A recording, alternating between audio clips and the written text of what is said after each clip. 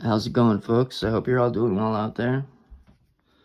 So this is a list of 10 of my favorite punk albums. Got some really good ones on here, so stick around. Number 1, Face to Face. Their 1992 album, Don't Turn Away. It's a really awesome album. Highly recommend it. It's got a lot of good songs on here. Definitely check out the track Disconnected. You'll enjoy it. Number 2, The Clash. Their 1979 album, London Calling. Everyone should know this album. I mean, come on, The Clash.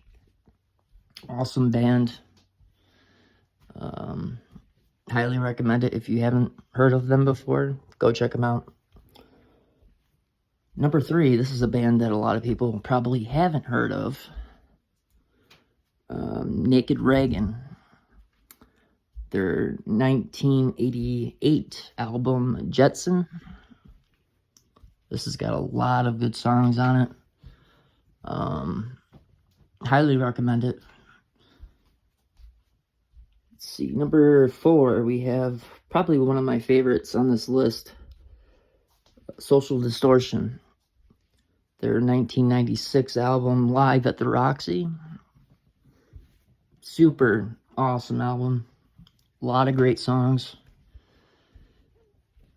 This album, the CD, I remember having it playing in my car constantly. It's just one of those albums I have no problem just putting it on and listening to start to finish. It's a great album. Number 5, The Ramones. Their 1977 album, Rocket to Russia. Highly recommend it. I mean, I'm sure all of you know the Ramones and who they are.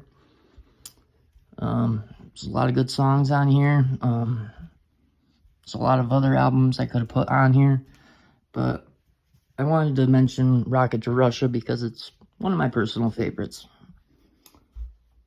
Number 6, AFI, The Art of Drowning, that came out in 2000.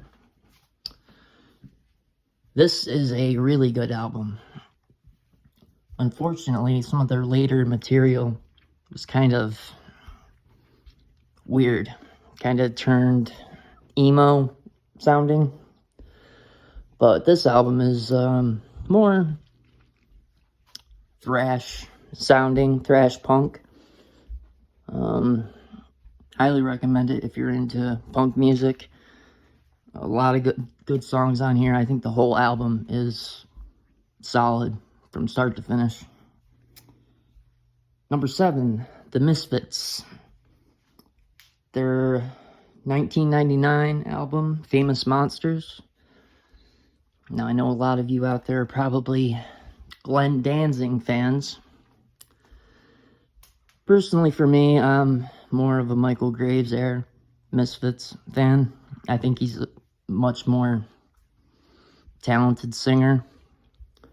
He's got a way better voice than Glenn, especially now. Glenn's voice has become pretty unlistenable, to me anyway. But definitely check this one out if you haven't heard it. Awesome songs. Saturday Night, Forbidden Zone, Helena. Yeah, there's so many good songs on here. Number 7. No, this is number 8. Sorry. Blink-182, Dude Ranch, that came out in 1997. Not a real big fan of Blink-182, but I will admit that their first album, I believe this was one of their first albums, really good, really punk sounding, not like cheesy, sold out to the industry type of punk that sounds all, you know what I mean, that cheesy punk sound. I mean, this is actually real punk. that sounds raw, you know what I mean? And there's a lot of good songs on here. This album was the one that had, what was that big song? Is it Josie? I don't know if that was the one or... No, the song was called Damn It. Yeah, that was the big track off this album. Number 9, Pennywise. Their 1991 self-titled debut album. Highly recommend it. Pennywise has been around for a very long time. Sure, they're probably still touring. I'm not too familiar with their later material, but this album is really good. Really straightforward, raw, punk sounding. Awesome album. Number 10, and this is one that a lot of people will probably know. I had to mention it just because it's probably one of the best punk albums to have ever come out. Groundbreaking album that inspired a lot of bands, just like the Ramones, the Sex Pistols. Nevermind the Bollocks that came out in 1977. A lot of good songs on here. Really raw punk sound. Johnny Rotten, his voice is very unique.